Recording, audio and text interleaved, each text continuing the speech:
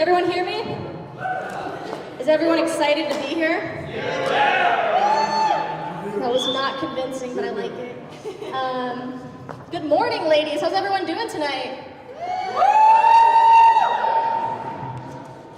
So, I have to warn everyone. Our show, it's a little raunchy, okay? It's a little dirty. As a club, we voted on it, and we gave it a rating of a D-. D in this case stands for diddling. It's good. It's a good show, but I have to warn everyone because we do have inappropriate content. So I'm just going to let everyone know. Daniel Lane, you're back there. You're very innocent and Catholic, so I just want to let you know. So my name's Rachel Katz. I'm the host for this evening. The hostess with the mostest. I know you're all excited. I usually try to open up our shows with something about being classy. So usually about something Jewish or about dicks. And usually I say something Jewish right when I meet someone. It's usually like the third thing I say. Usually the first thing I say when I meet someone is like shalom. And usually like the second thing I say is like, you know, are you about to finish? If you didn't get that, that was a fellatio joke. And if you don't know what fellatio is, that's a blowjob. Surprise. I don't know why I always open up with something about being Jewish. I think it's because comedians, we tend to talk about things that we know about. I know about being Jewish. I know that Jews aren't typically seen as athletic, but we actually do have a lot of athletes, believe it or not. Sandy Koufax, who played for the Dodgers. So Jews don't typically go to the gym, but I do. And I'm not saying that like in a bragging way, I'm just saying that to make you all feel shitty about yourselves. But I'm actually getting in shape for Cabo. I'm not going, but you know, whatever. My mom just converted actually. She just made her bat mitzvah, so she's a woman now. It's when you all clap. Yeah. Yeah, so she made her bat mitzvah, which is really cool. She's an Italian Jew, so she's a double threat, some would call it. When I say some, I mean Nazis. Well, that's it. Yeah, that's enough Jewy jokes for the night. I'll get back to that in my closing bit, but for now, I would like to give it off to one of my favorite people in the world, my stoned little brother, my favorite person, Graham Gearhart. Give it up for him.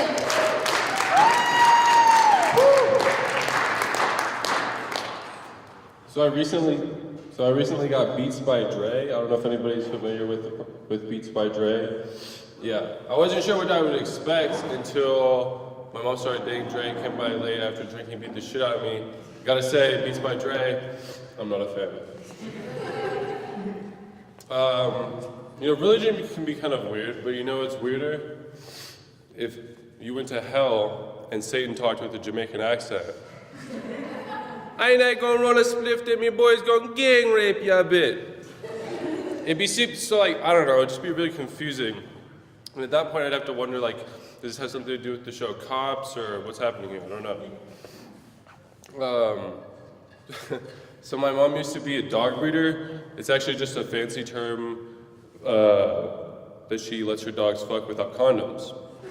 And it's actually extraordinarily difficult to keep them from doing this. So like after like 5 or 6 pregnancies, probably in a row, we decided we have to put an end to this for a season. You have to let it, you know, you have to let the fucking fields rejuvenate or whatever.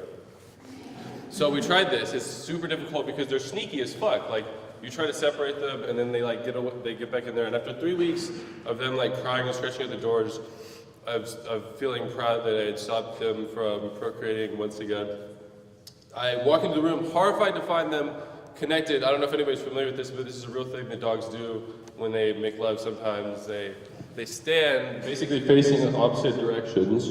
I need to keep this next to my mouth. Like it did. Alright, basically facing opposite directions.